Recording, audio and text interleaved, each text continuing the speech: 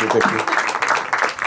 When you started to work on it, did that scare you that it was labeled unadaptable, or did that attract you? And was it your initiative, or did the studio come to you with a project? I wanted to do this adaptation for many years. I was dreaming about it. It was a dream at first that was like out of reach. When I came to Hollywood, then it started to I was getting closer and closer, and at one point I learned that Mary Parent at Legendary had the rights. So I manifest myself, and we got a meeting. That was the fastest meeting I ever had in my life. I think it took 3 minutes. We just shook hands. She wanted to make the movie with me. I wanted to do the movie. She has the That's rights. easy. And she has the Mary also, most very important.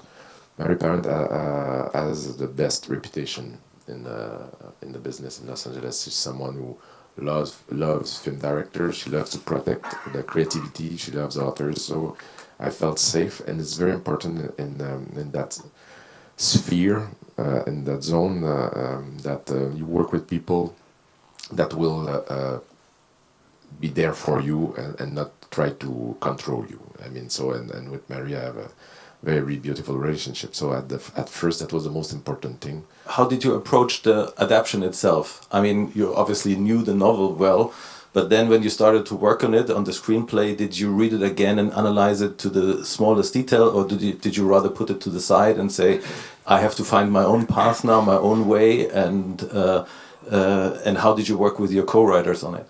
I went back to the book. I've read the book already many times, but I went back to the book and I made the decision to, it's a very dense book, it's a very strange book, it's a very poetic book, and it's very dense. There's a lot of details, and I tried to focus on what I felt was the most relevant and the most cinematic in the book, which are the Bene Gesserit sisters, that sisterhood that controls the politics with religion.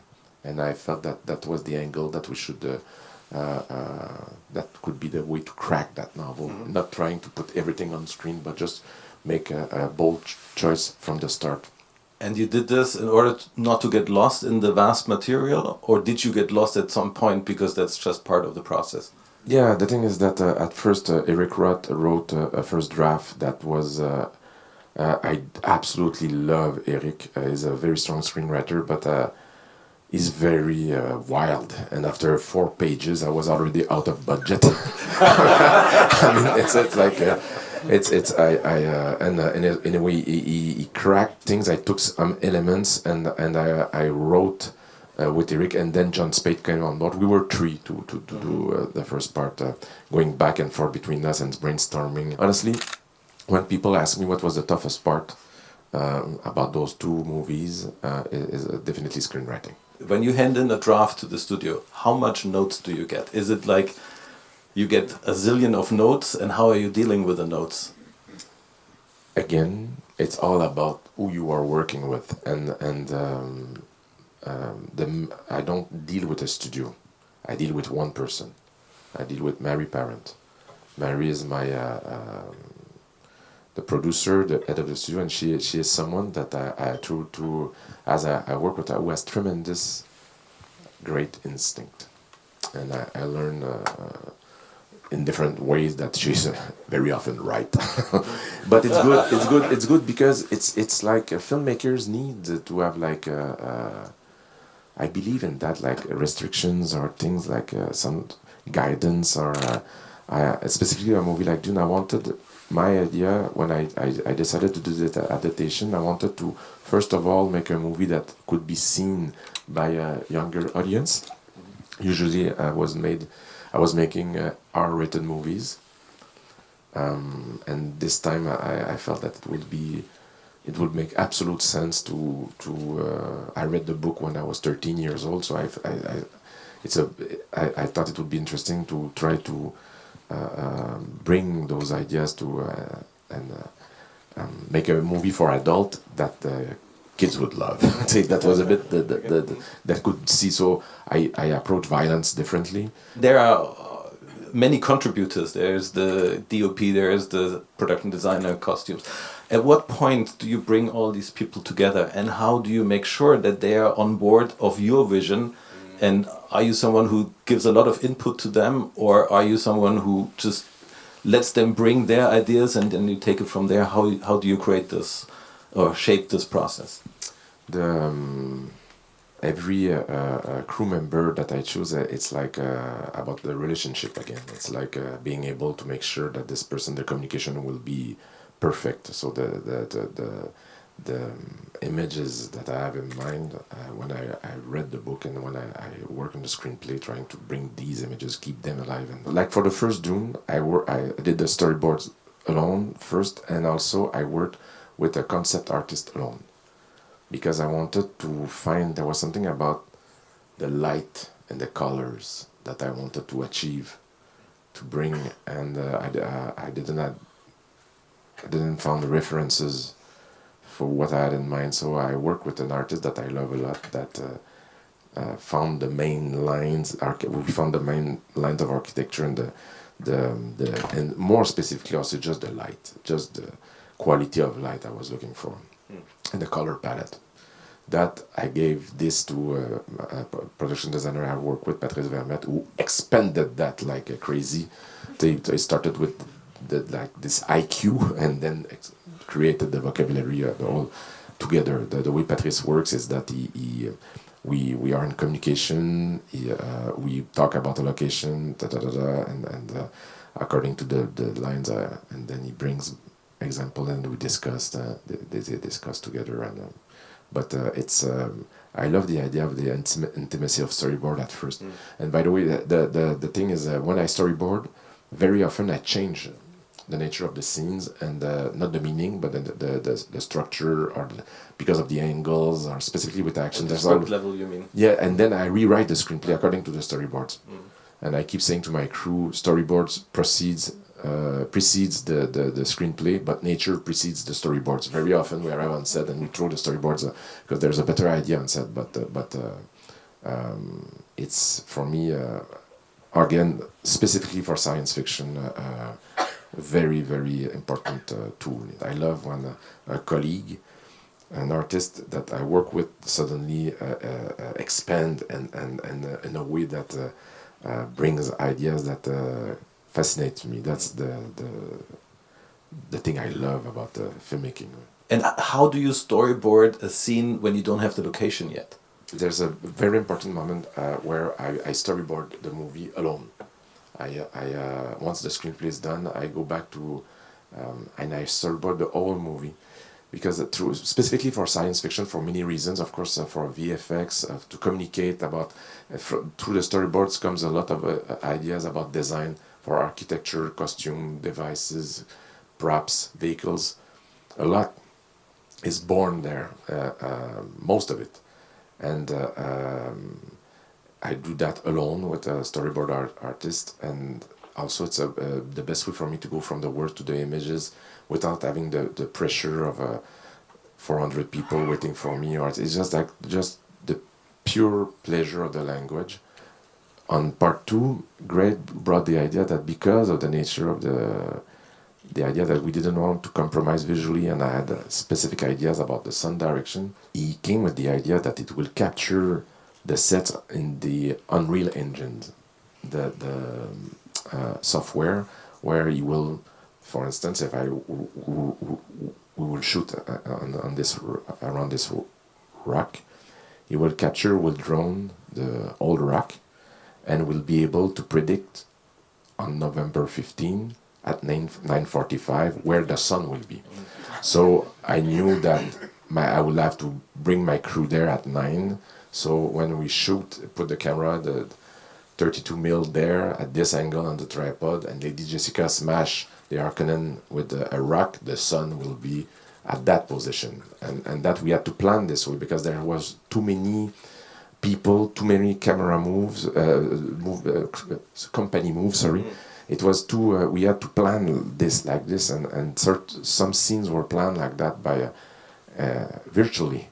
So the schedule would be absolutely perfect, so we will not never wait for the sun. The sun will be there where we want it to be at the time we want. And one thing that happened that wasn't planned is that this scene, I wrote it with the idea of an eclipse for some specific reasons. I love the idea that to open the movie with a different texture, with a different colors, with that it's coming from the idea of the eclipse.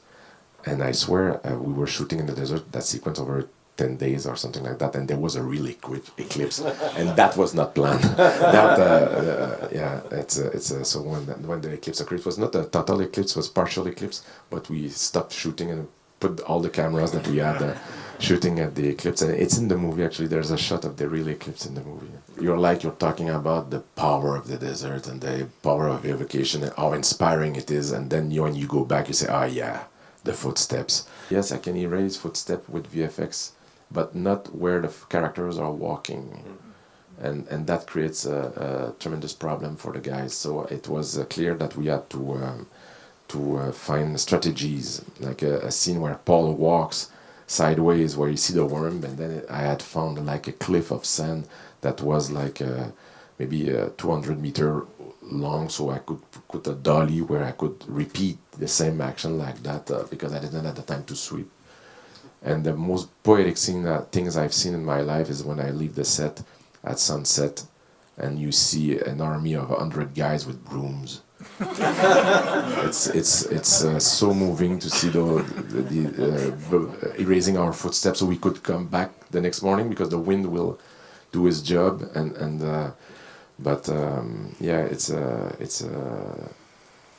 it requires a discipline for the crew that we create paths, very precise paths, so the crew could sidewalks where the crew can access, and a lot of yelling from the ADs to be able to do that. Would you be able to take us through a shooting day of yours? I like to be among the first ones to arrive and to spend time alone as the cinematographer is finishing the lights and again silence. It's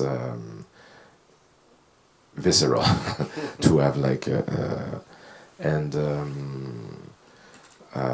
like everybody, I do a blocking with the actors, and from that blocking there's like either the boards inform us where to start, or if something occurs during the blocking that felt more interesting, I'll be absolutely. It was very. I'm coming from the documentary. I did documentaries when I started to make movies, so I love the spontaneity of the where to find an angle with the camera. I love the not to be. The boards are only there to inform us about the whole structure and where I want to go with the melody of the language, but it's if something interesting happens, an actor, as we do the blockings, has the idea that it would be much more interesting if he was standing instead of sitting, and that I realize that he's absolutely right. I will never put my ego in the way. For me, it's the movie rules. The best idea wins, and it doesn't have to be mine. The thing I've learned through the years, which I think is very important for a film director, is to be comfortable with not knowing the answer. Is that it happens sometimes that someone asks you a question on set, even if you have tremendous amount of pressure of time, that that 500 people are waiting, looking at you. I've mastered, I think, the skill to be comfortable not knowing, and that what I do is that I keep silence, and I say I don't know, I need to think, and my crew knows that they just have to shut up and let me think. Yeah, and the idea will come if I relax. If I seriously, it can come in 30 seconds or 2 minutes, but it will come. I will find a way. But for that, you have to be totally focused and not feeling the panic of pressure or being. It's a and by the way, even more than that, you have to enjoy it, because it's a moment where everything is possible, and it's a moment that So the more I enjoy it, and the more the idea comes quickly. I'm wondering, at what time does music and sound get on board in the process? Is it only in the post-production once the film is shot, or is it much earlier? And how do you work with the editing room? Do you see assemblies during the shoot a lot, and do you give feedback? Does your editor make the first rough cut by himself, and you see it as like a surprise, and are you spending a lot of time in the editing room? How are you doing that?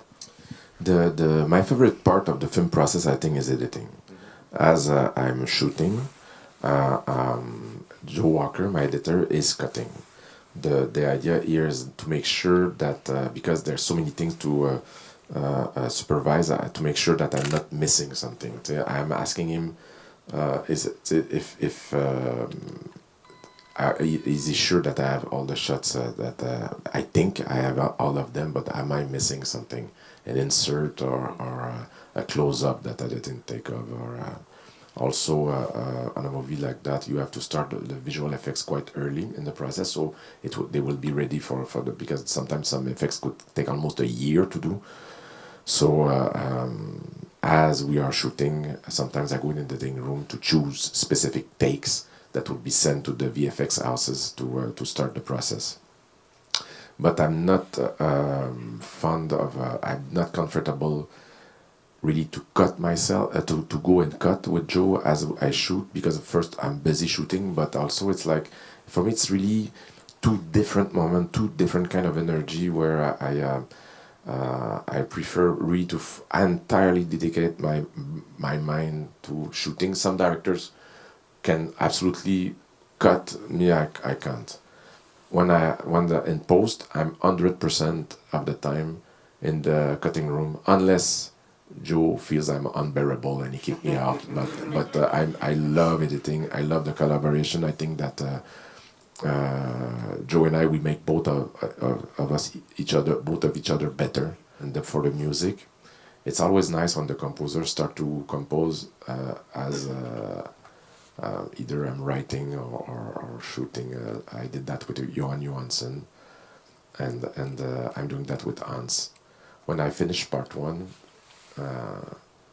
Hans was like super inspired by the first part, and he kept composing, and at one point he sent me tracks, great tracks, but I said, Hans, he said, yes. He said, the movie came out 6 months ago.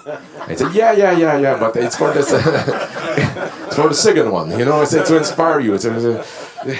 But he kept composing, he's still composing right now, I'm sure. He's like, he's a force, yeah, really. And I love how Hans is not afraid to go very close to sound design. And all the sound designer we are working with are very comfortable with him getting too close, but themselves give them their permission. Like you think about a thumper, it's a beat, it's a rhythm. There's things like that where I love. Like here, Richard King was very comfortable. I worked with Hans many times, and they really work as a team together to make sure that because let's face something is that when Hans arrives on a soundtrack, it's not always subtle. It takes a lot of space, and people needs to be aware of what's gonna happen. So it's a nice dance to see, to witness that. Thank you so much. It was a great experience. Thank you so much.